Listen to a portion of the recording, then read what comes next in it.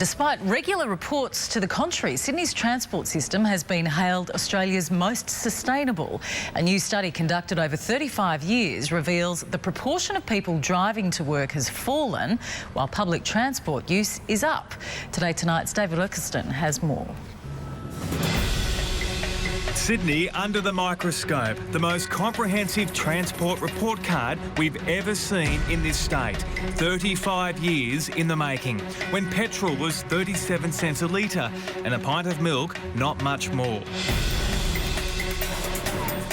All modes of transport, buses, trains, ferries, cars, bikes and by foot. The surprising results on how we stack up. To leave their cars at home, get onto public transport. And the bold blueprint to radically change course so we wipe out congestion on our roads. Well, people, I think, found that quite surprising in our report, and they don't tend to think of Sydney necessarily as being a sustainability capital, but that's what we found.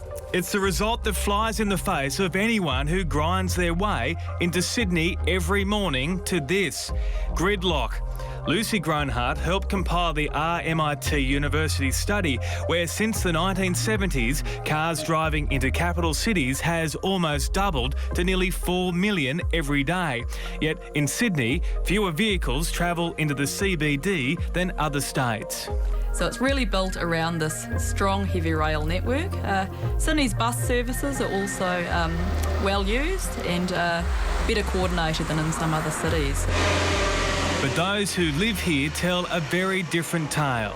Karen Wilmot is Research Principal for the Institute of Sustainable Futures at UTS and believes we're actually being left behind when it comes to our outdated public transport system.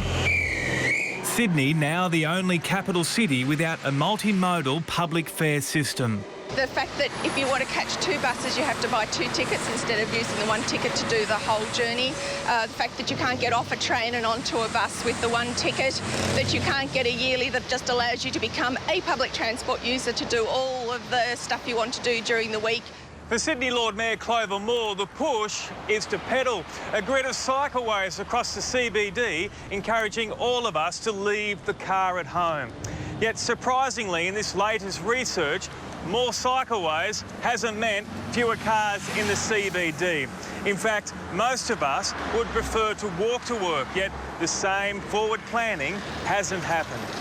It's definitely a pedestrian hostile kind of place. Footpaths aren't conducive to walking around, the crossings aren't in the right place. You feel like you're a second-class citizen compared to a car driver. People aren't stupid. They know that walking to work or cycling to work is going to be good for them. They're going to save money at the hip pocket.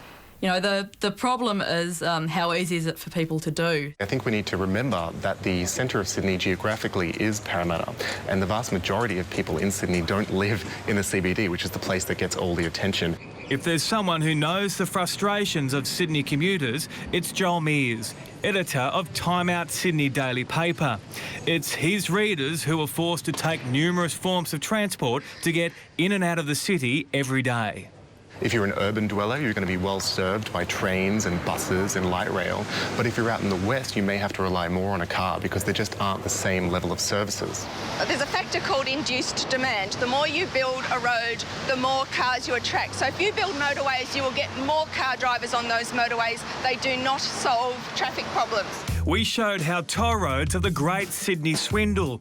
We tested paid roads versus main roads, M2, Lane Cove Tunnel, M5, Eastern Distributor, the Harbour Bridge, the Hume Highway, Victoria Road, Gladesville and Anzac Bridge, all in the gun.